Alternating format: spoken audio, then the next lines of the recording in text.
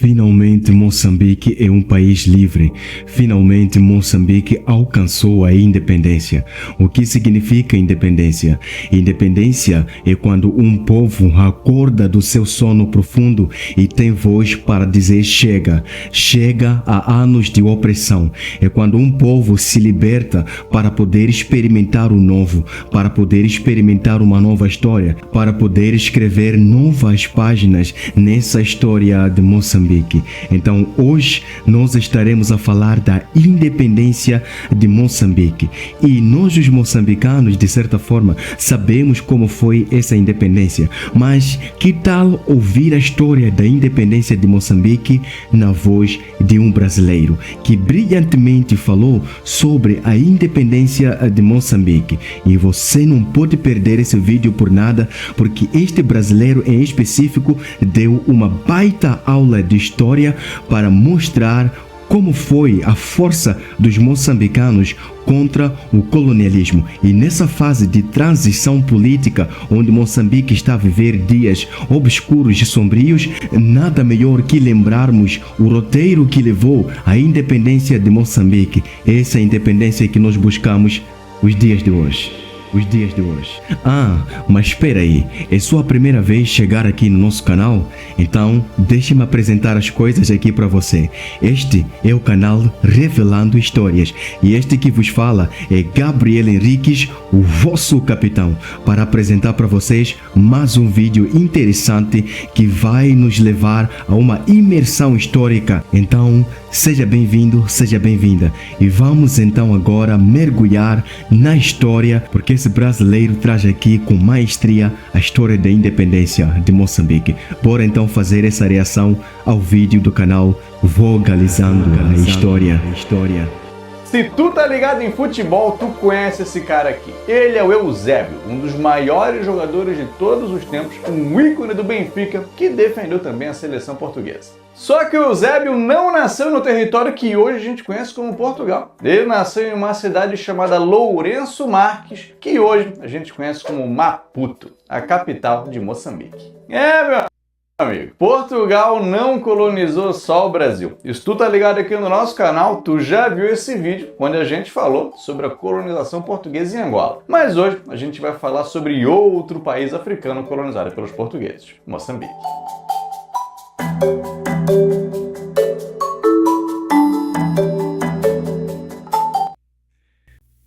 Senhoras e senhores, este que acaba de fazer essa apresentação brilhante, essa introdução maravilhosa, é o Vogel. O Vogel é um comunicador brilhante, até parece ser um professor de história. Ele que junto do seu parceiro Marcos criaram o canal Vogalizando a História no ano 2019. E de lá para cá eles têm vindo a dar aulas de história incríveis aqui no YouTube e abrindo assim a nossa mente para podermos conhecer um bocado da história do mundo. E no seu tradicional estilo de descontração e humor, eles trazem aqui histórias de diferentes lugares. E como não poderia ser diferente, trouxeram aqui a história de Moçambique, a história da independência de Moçambique sob o domínio português. Eu não quero falar muito nesse vídeo, é verdade que durante a apresentação dele estarei aqui a fazer alguns inputs, alguns comentários para poder aqui deixar ficar o meu parecer, mas deixe aqui o Vogel contar para vocês a história da independência de Moçambique. Todos os créditos aqui nós endereçamos ao canal Vogalizando a História. Então, senhoras e senhores, com vocês, Vogel, do canal Vogalizando a História, contando aqui a história da independência de Moçambique. Um dos lugares mais fantásticos do mundo para turismo é Moçambique. Além de ter uma vida selvagem espetacular, contando com leões, elefantes e outros animais exóticos que tu podes ver no Parque Nacional de Gorongosa, vais poder curtir uma praia ali em Bazaruto ou então fazer um mergulho sensacional nas praias de Tofo. Irmãos, ele aqui começa o vídeo trazendo a parte turística de Moçambique.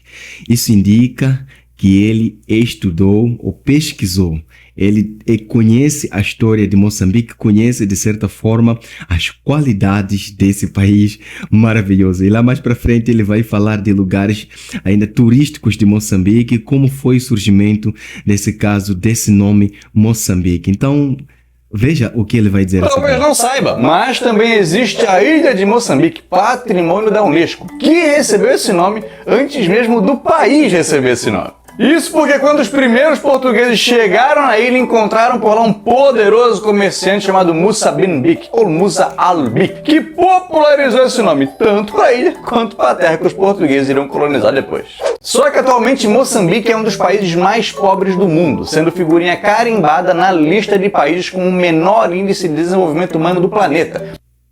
Então veja só, ele trouxe aqui um bocado da origem desse nome Moçambique, que foi atribuído através de um senhor lá chamado Musa bin Bik, não é? E esse nome havia sido atribuído à ilha de Moçambique, conforme ele aí vem explicando. E a seguir ele traz aqui um bocado da posição, do ranking de Moçambique, sob o ponto de vista de desenvolvimento econômico, considerando Moçambique como um dos países mais pobres. Então, a análise, a exposição que ele traz aqui nesse vídeo é, de certa forma, impecável. E é um orgulho ouvir isso partindo de um brasileiro que decidiu estudar a história do meu país. E uma estimativa da ONU aponta que 38% dos moçambicanos estão subnutridos. Soma-se a isso uma baixa expectativa de vida, alto índice de mortalidade infantil, alto índice de HIV e uma série de desastres naturais, como o ciclone de 2019, que afetou cerca de 1 milhão de pessoas.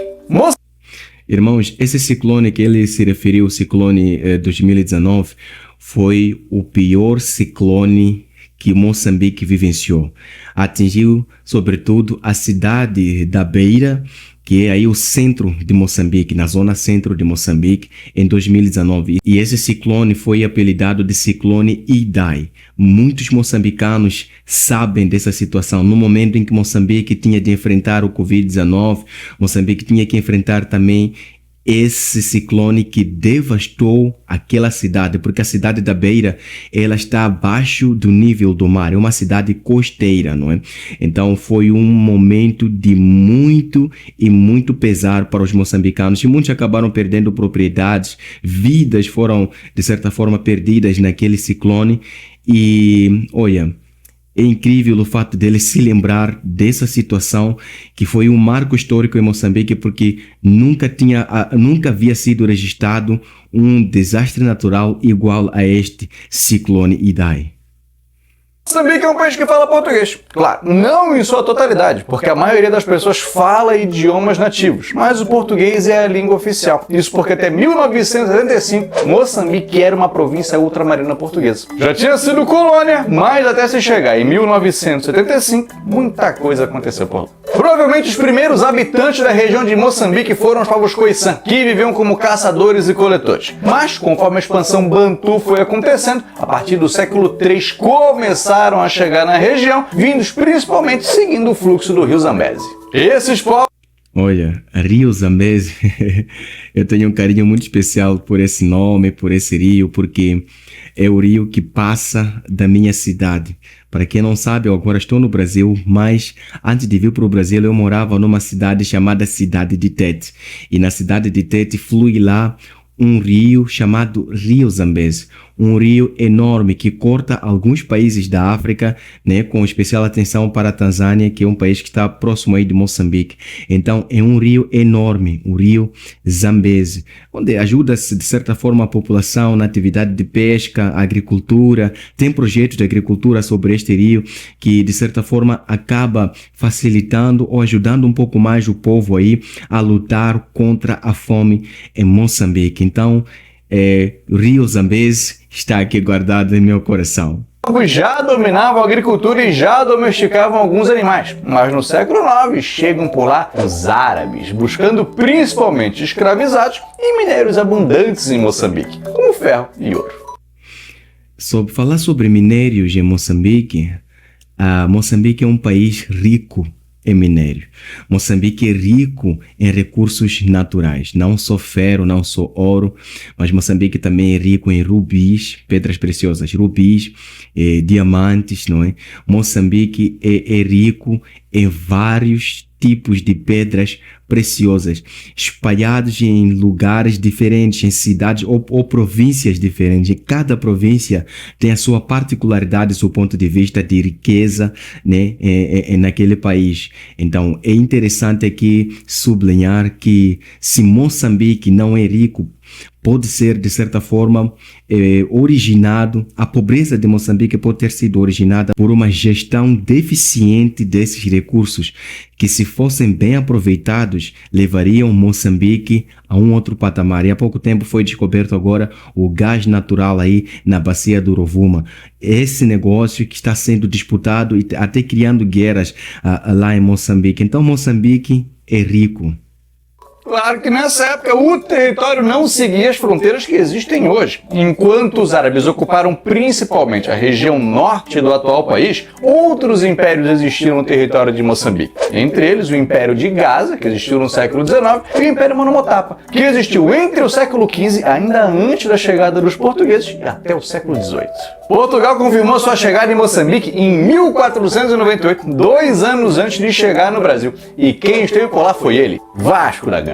3 anos depois, a administração colonial foi instalada e a partir de 1507, portugueses passaram a ocupar o território, colocando fim à hegemonia árabe. Como Moçambique fica na costa do Índico, o território serviu como um entreposto comercial, servindo de apoio para as navegações portuguesas que rumavam para as Índias, o principal objetivo dos caras. Em seus primeiros anos, o território era como um ponto de parada, que estava entre Lisboa e Goa, na Índia. Provavelmente a mais antiga construção europeia do hemisfério sul foi construída em Moçambique, a Capela de Nossa Senhora do Baluarte, erguida em 1522. E em 1569, Moçambique já era uma capitania geral.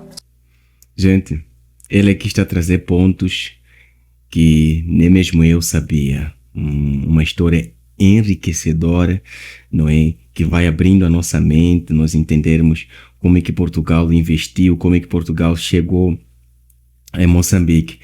Então, estou impressionado com a riqueza de informações que o querido Vogel aqui traz nessa apresentação sobre a independência de Moçambique, trazendo o primeiro fundo histórico da invasão portuguesa e árabe em Moçambique. Então, parabéns, meu Deus, parabéns por essa aula, baita aula, como diz aqui no Brasil, baita aula de português, ou seja, baita aula de história, assim que é. Só que esse território não foi uma prioridade para os portugueses, que tinham um carinho muito maior pelo Brasil e por Angola, o que de certa forma foi até bom, porque desse jeito Moçambique teve maior liberdade e sofreu menos com a interferência portuguesa. Isso não quer dizer que o país passou ileso pela colonização, não senhor. E às vezes não ter o seu reino perto foi prejudicial, porque deixou Moçambique à mercê de outras potências da época. A influência árabe permaneceu na região, principalmente no norte. E com o passar do tempo, franceses e ingleses se instalaram ao redor desse território, principalmente em Madagascar, Zanzibar e na África do Sul. Em comparação com o Brasil e Angola, tinham bem menos portugueses em Moçambique, o que fez com que em algumas ocasiões a coroa solicitasse que fossem enviados voluntários para lá. E uma galera foi mandada para a região como forma de punição. Durante o século XIX, se comercializou muito borracha, marfim, ouro e escravizados. Mas foi nesse século também que se intensificou, na África, de forma geral, o domínio europeu. Portugal manifestou seu desejo de controlar toda a região que ligaria Angola e Moçambique, mas isso não foi aceito naquele evento que tratou de dividir a África para as potências europeias, a Conferência de Berlim. No século XX, o governo português autorizou que empresas privadas, como a Companhia de Moçambique, explorassem a região, desde que repassassem parte dos seus lucros para Portugal. Só que, apesar de a escravidão já ter sido abolida no final do século XIX, essas empresas contratavam funcionários pagando salários baixíssimos e com péssimas condições de trabalho nas minas e nas plantações. Havia uma grande disparidade na vida do negro e do branco em Moçambique, e conforme ficou cada vez mais nítido entre os privilégios que os brancos recebiam, também ficou crescente a insatisfação da população negra. E é aí que a gente chega no pós-Segunda Guerra Mundial, quando uma série de independências começa a acontecer no continente africano e um montão de grupos buscando a independência começa a se formar. Nessa época, Portugal vivia a ditadura do Estado Novo, comandada pelo Antônio Salazar. Gente, vou parar aqui para poder trazer uma observação importante. O que ele disse aqui é que ao redor de Moçambique haviam outros países africanos que já começavam a gerar pensamentos sobre a independência. Alguns países já acabavam se revoltando contra a questão da escravatura e foram lutando pela sua independência. E isso motivou, de certa forma, os moçambicanos a lutarem também pela sua independência. E é importante fazermos um paralelo com aquilo que está a acontecer nos dias de hoje. Veja só o que está a acontecer em Moçambique hoje. O povo moçambicano está revoltado por um regime que opera em Moçambique há já mais de 50 anos. E se nós formos a olhar um bocado para trás, havemos de ver que alguns países como Malawi, Burkina Faso, por exemplo, onde houve lá um golpe de Estado, esses países acabaram também criando revoluções, certo? Esses países acabaram criando algumas revoluções. E talvez o povo moçambicano, ao ver que os outros países africanos estão a acordar desse sentido de certa forma, domínio de um certo regime que não quer sair do poder, eles também acabam gerando coragem para poder replicar, de certa forma, essa revolução que está sendo feita, que estava sendo verificada nos outros países. Então aqui está a acontecer uma espécie de réplica daquilo que aconteceu também no tempo colonial, onde, por ver que os outros estavam a se libertar, Moçambique também decide levantar, decide despertar do sono e decide até mesmo o povo moçambicano parar na frente de batalha e entregar vida para que essa independência seja alcançada. Vamos ver como isso acaba. E mantinha milhares de soldados em solo africano, com o objetivo de manter a ordem. Acho que todo mundo sabia que tinha como objetivo real evitar que as independências acontecessem. Organizações que visavam a independência de Moçambique começaram a se formar, mas o governo português entendia que essas organizações eram organizações terroristas e o país nunca reconheceu que houve uma guerra de independência em Moçambique posteriormente. Da mesma maneira que não considerava Moçambique uma colônia, mas sim uma província, como se fosse parte de Portugal. As insatisfações vinham crescendo até que em 1960 acontece um episódio muito triste, o massacre de Mueda, quando o governante da província de Mueda autoriza que policiais atirem contra manifestantes enquanto uma negociação entre trabalhadores e governantes. Olha, um governador autoriza que policiais, soldados atirem contra manifestantes. Isso te lembra alguma coisa do que está a acontecer hoje? Isso, de certa forma, abre um gatilho de memória sobre o que está a acontecer hoje, onde, lá em Moçambique, a polícia atira letalmente contra o povo que está a se manifestar. A história está a se repetir. Entende? A história está a se repetir. Estamos a ver hoje aquilo que aconteceu no massacre de Mueda. Eu espero que essas manifestações dos dias de hoje não atinjam proporções iguais àquelas que aconteceram em massacre de Mueda, porque hoje é moçambicano contra moçambicano. Essa luta é contra um povo irmão que está aí, de certa forma, numa batalha de poder, entende? Então, eu espero que não chegue até essa fase, mas nós conseguimos ver nitidamente a repetição dessa história. É como quem diz, eu já vi esse filme. Estava acontecendo. Essa manifestação não foi organizada por um grupo político, foi simplesmente uma manifestação espontânea de trabalhadores que culminou na morte de dezenas de pessoas. Conforme as tensões entre moçambicanos e portugueses cresciam, mais visível ficava a desigualdade social entre eles, e grupos de oposição às potências europeias passaram a ser financiados tanto pelos Estados Unidos quanto pela União Soviética. E isso não só em Moçambique, mas em praticamente toda a África. E em Moçambique, um dos principais nomes do movimento independentista era um cara chamado Eduardo Mondlane, um dos fundadores da Frente de Libertação de Moçambique, a Frelimo. E por coincidência, hoje também, quem está, de certa forma, a motivar essa revolução em Moçambique tem por sobrenome Mondlane, ok? Quem começou aí o movimento para a libertação de Moçambique contra o colonialismo foi Eduardo Mondlane. E hoje parece que estamos a ver a mesma coisa com o Venâncio Mondlane. Olha, não me entendam mal, não estou aqui a assumir partido, a assumir posição para um certo partido ou não, mas essa narrativa da independência de Moçambique vai trazendo alguns gatilhos de semelhança, algumas partes da história que traz semelhanças sobre o cenário que nós estamos a vivenciar hoje. Será uma obra do acaso? Será coincidência? Ou de fato Moçambique está a passar por uma transição histórica e política? Organização criada na Tanzânia em 1962, resultado da junção de vários grupos que tinham o mesmo objetivo: acabar com a dominação portuguesa em Moçambique. Houve uma tentativa de negociação para que a independência do país fosse reconhecida de maneira pacífica, mas acabaram não resultando em nada. Agora, com um contingente maior, um grupo mais unificado e organizado, começou o treinamento de seus guerrilheiros na Argélia, mas o ataque só viria a acontecer em 1964, quando de fato começou a Guerra de Independência de Moçambique.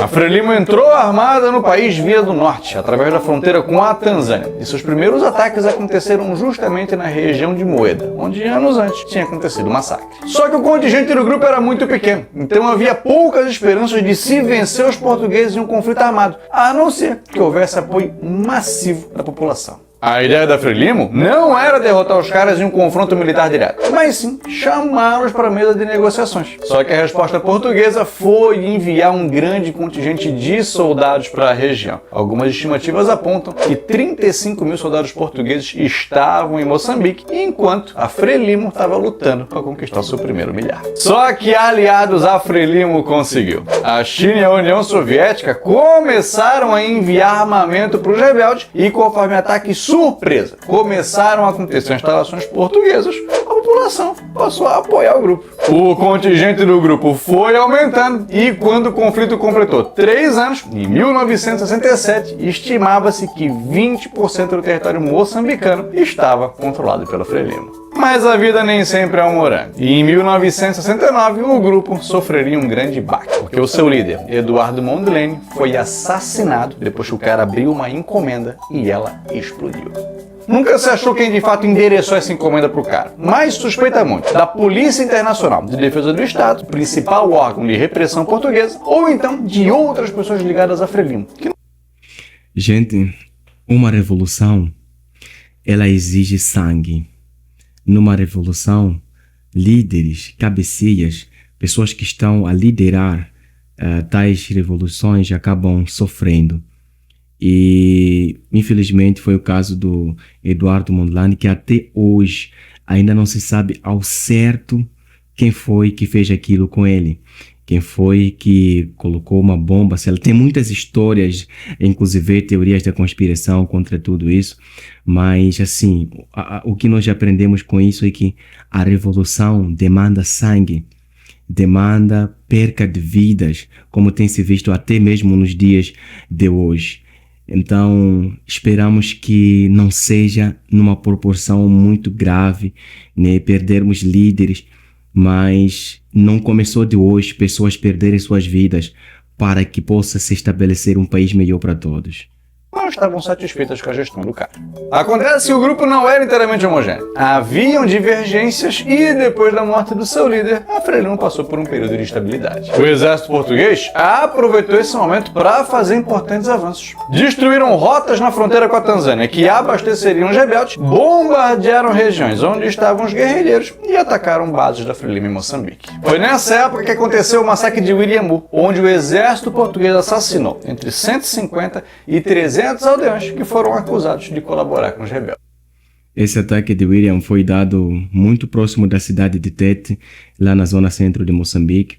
Tem lá também um monumento hoje.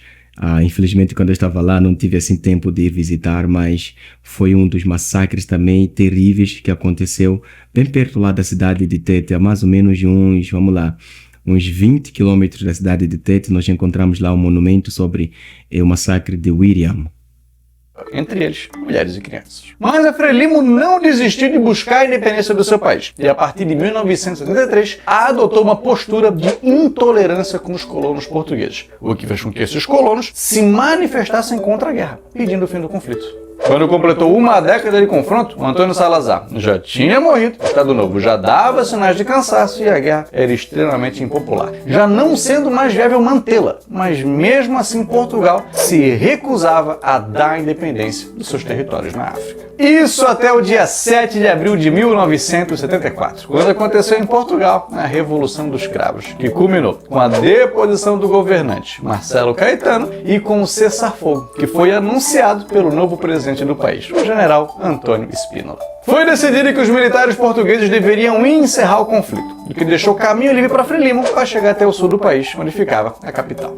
No dia 7 de setembro de 1974, foi assinado na Zâmbia o Tratado de Lusaka, onde o governo português aceitou transferir o governo de Moçambique para Frelimo. Isso seria oficializado no dia 25 de junho do ano seguinte. Nesse dia também se celebrava o aniversário da Frelimo, e a partir de então Moçambique de fato se tornou um país independente. Quem assumiu como primeiro presidente moçambicano foi esse cara aqui, que já era atuante na Frelimo tinha um tempo e tinha sido um daqueles guerrilheiros que tinha treinado na Argélia, lá no começo. Foi adotada uma política unipartidária e indústrias privadas foram nacionalizadas e o período ficou marcado pela forte repressão policial. Entre 1974 e o início da década de 1980, milhares de pessoas, principalmente prostitutas, testemunhas de Jeová e opositores políticos, foram enviados para campos de reeducação, que ficavam principalmente na província de Niassa, no norte do país, a maior e a menos habitada. O objetivo da Frelimo com isso era de eliminar os comportamentos e costumes associados ao colonialismo português ou ao capitalismo e criar uma nova mentalidade ligada ao socialismo. O que se fazia nesses lugares era trabalhar na agricultura, mas quem era enviado para esses campos de reeducação não passava por nenhuma espécie de julgamento e não tinha direito a ter um contato com a família. No caso das prostitutas, muitas vezes eram só mulheres solteiras e viviam sozinhas. Segundo o relato de quem sobreviveu, quem tentava fugir corria sério risco de ser atacado pelos leões que viviam na redondeza. Moçambique se viu em uma crise financeira avacalhadora, principalmente depois que 200 mil portugueses deixaram o país, provavelmente com medo de serem hostilizados depois da independência. E com a Frelimo não conseguindo resolver os problemas, e com o sentimento anticomunista crescendo, não demorou para que um grupo de oposição armado surgisse, a Resistência Nacional Moçambicana, Renamo. O grupo foi fundado em 1975 e teve como primeiro comandante André Matsangaissa, um dissidente da Frelimo. E assim como aconteceu em outros países africanos após a independência, Moçambique se viu em uma violenta guerra civil. A guerra foi marcada por violações de direitos humanos de ambos os lados e ataques contra a população civil. Ela durou de 1976 até 1992. Estima-se que 1 milhão de pessoas morreram e mais de 1 milhão fugiram do país. De um lado estava a Renamo, apoiada principalmente pela África do Sul e pela Rodésia, país que hoje é o Zimbábue, e do outro estava a Frelimo, apoiada principalmente pela União Soviética. Atentados terroristas e execuções de suspeitos acabaram se tornando comuns durante toda a guerra. Ou seja, depois de enfrentar aqui o colonialismo, Moçambique também teve de enfrentar uma guerra civil, que conforme disse o nosso amigo aqui, mais de 1 milhão de moçambicanos perderam suas vidas neste combate.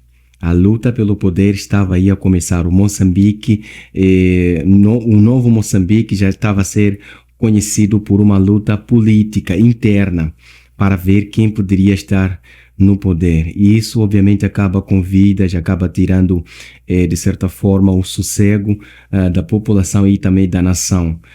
Ou seja, agora, apesar da luta de hoje ser um pouco mais ideológica, nós acabamos de ver traços de semelhança com essa época em que a Frelimo e a Renamo travaram uma guerra de certa forma mortífera.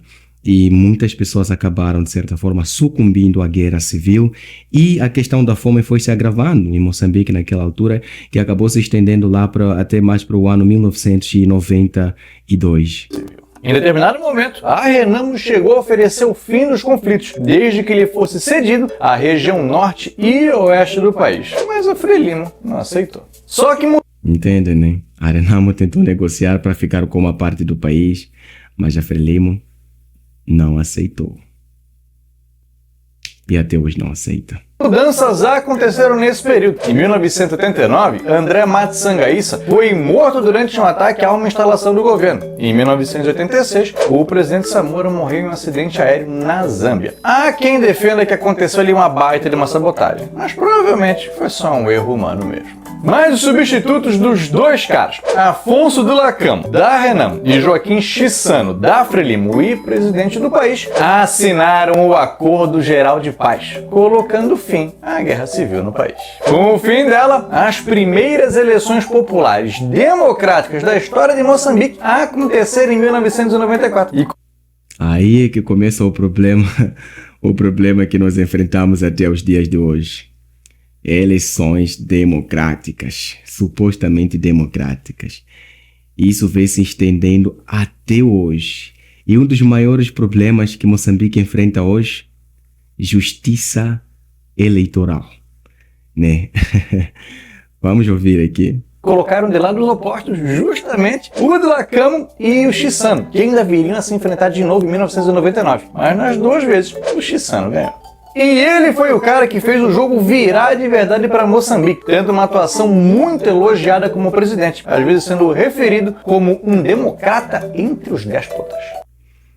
Gente, Chissano fez um grande trabalho em Moçambique, aí liderando a Frelimo, liderando também Moçambique, e é um dos presidentes queridos, né, dos poucos queridos aí em Moçambique. É inquestionável, não é, de certa forma, o trabalho que ele fez, porque ainda havia um bocado do ideal de Samora Machel dentro dele, né? Então é inegável aí o trabalho que Joaquim Chissano fez em Moçambique, não é? Então, incluindo também o trabalho que na altura o Partido Frelimo fez, né? Porque era liderado por ele. Então, assim, apesar de nós termos uma visão diferente hoje daquilo que era o Partido Frelimo, não podemos deixar também de reconhecer a parte boa que foi feita ao longo da história. Só que chega uma parte, ou seja, chega uma fase da história em que o povo quer mudança, o povo quer ver outra coisa, né? Então é isso. O cara fez acordos com a Renamo, que depois se tornou um partido político, e trabalhou para a manutenção da paz, para erradicar a pobreza e para conseguir o perdão de parte da dívida externa que Moçambique tinha.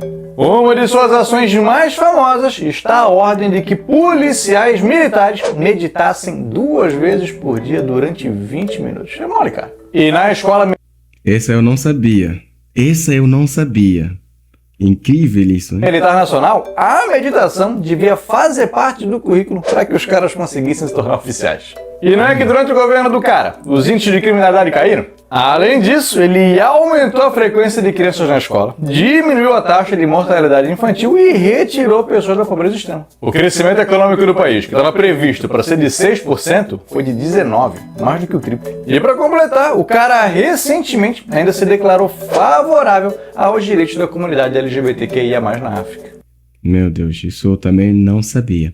Mas assim, vocês veem como é que a liderança ela tem um impacto positivo, né, dentro de um país. Ou seja, se um país tem líderes certos, ele tem um crescimento muito considerável. Agora, quando tem líderes que só se preocupam com o enchimento dos seus próprios bolsos e com, de certa forma, e com o bem de sua própria família apenas e não com o bem do povo, o país sucumbe, o país cai drasticamente. Então foi o exemplo de Chissano. Agora essa parte de que ele acaba de falar aí do mapinha colorido, né? Vamos lá. Ele foi presidente até 2005, cumpriu 2 mandatos e depois não quis mais, apesar de a Constituição permitir que ele tentasse mais. Ele não quis mais. Ele não quis mais. Muito bom. Acho que é a primeira vez a ouvir em Moçambique um presidente que não quis mais renovar o mandato. Não sabia. Mais uma vez. A Frelimo está no poder até hoje e, apesar da Guerra Civil ter terminado em 1992, ainda existe o receio de que um novo conflito armado tenha início, principalmente depois que as tensões subiram no norte do país em 2013 e 2014. Novos momentos de terror também vêm acontecendo desde 2017, na província de Cabo Delgado, na vila de Mocimboa da Praia, depois que grupos extremistas começaram a atuar na região. Conhecidos como Al-Shabaab, palavra que pode ser traduzida para juventude, defensores radicais do Islã e grandes críticos do presidente, atacaram instalações públicas e queimaram vilas, causando muito terror por lá. Muita gente fugiu de casa e, apesar de tropas ruandesas e moçambicanas já terem dito que invadiram a cidade e tomaram o controle dela, incentivando que a população volte, a coisa ainda é muito incerta, até mesmo porque é uma coisa bem recente. Desde 1995, Moçambique é membro da Commonwealth Britânica, mesmo sem ter qualquer ligação com a coroa britânica. O país é cercado de países que foram colonizados pelos britânicos e há quem defenda que a sua inserção na Commonwealth é uma forma de dar apoio, justamente porque Moçambique acaba ficando um pouco isolado por conta da sua colonização portuguesa. E, inclusive, só Moçambique e Ruanda não fizeram parte do Império Britânico e fazem parte da Commonwealth. O país tem grandes reservas de gás natural, carvão e petróleo e já vem apresentando crescimento econômico, mas como vem de uma época de severas dificuldades, leva muito tempo até que se percebam as melhorias. O que a gente espera para os nossos amigos lusófonos é que a coisa fique bem para Moçambique o quanto antes. Portugal colonizou outros países na África também, cara, como Guiné, Angola, Cabo Verde. E se tu quiser ver esses países aparecendo aqui no nosso canal, é só tu deixar aqui nos comentários. Cara. A gente aproveita para agradecer os nossos amigos de Guiné, os nossos amigos de Cabo Verde, os nossos amigos moçambicanos que conversam com a gente ali nas nossas redes sociais, que nos seguem no Instagram. E tu pode aproveitar essa deixa para seguir a gente lá também, cara. Olha, parabéns, Vogel, por esse momento, né, histórico aqui de Moçambique, apresentado com maestria, com elegância, com poesia, conhecimento e domínio. Muitas coisas foram faladas que até mesmo eu não sabia e acredito que muitos moçambicanos também não tinham informação. Esse vídeo foi feito há 2 anos atrás, mas é muito atual. Muitas coisas que foram faladas se assemelham ao que está a acontecer neste exato momento em Moçambique. Eu queria trazer esse vídeo aqui para vocês, para podermos reagir e ver de certa forma se isso pode estimular o povo moçambicano a não desistir. O povo moçambicano só conseguiu expulsar os portugueses aí das terras de Moçambique por conta da resistência, da resiliência, por conta dessa bravura que fez com que eles lutassem por aquilo que lhes pertence. E hoje, através desse vídeo, através da história da independência de Moçambique, queria também de certa forma motivar, né, a todos que estão lá em Moçambique, a todo o povo moçambicano. É preciso lutar por aquilo que nós acreditamos ser o nosso direito, por aquilo que nós acreditamos ser o bem para todo o povo moçambicano, que seja restabelecida a democracia, que seja restabelecido o poder seja devolvido ao povo e tenhamos líderes que vão reger esse país com sabedoria, humildade e sobretudo que saibam ouvir o povo e saibam desenvolver o país aproveitando todas as riquezas, sobretudo os recursos naturais que Moçambique possui. Portanto, avante povo moçambicano, avante nessa causa nobre e não deixemos-nos intimidar através de vidas sendo perdidas, que esse seja o momento de transição histórica, talvez considerado uma espécie de terceira independência em Moçambique. Muito obrigado por você ter estado aqui conosco. Vou deixar aqui na descrição o link do canal Vogalizando a História e quero desde já deixar os meus agradecimentos por essa equipe Vogel e Marcos que fizeram um trabalho incrível ao produzir este vídeo. Deus abençoe as vossas vidas. Eu sou Gabriel Henriques, o vosso capitão, e esse é o canal Revelando Histórias. Eu prometo voltar para vocês com mais informações e com mais vídeos interessantes aqui no nosso canal. Aproveite, se inscrever e compartilhe esse vídeo com todos os moçambicanos. Compartilhe esse vídeo com todos que amam a nossa pátria amada. Deus abençoe. Até a próxima. Tchau.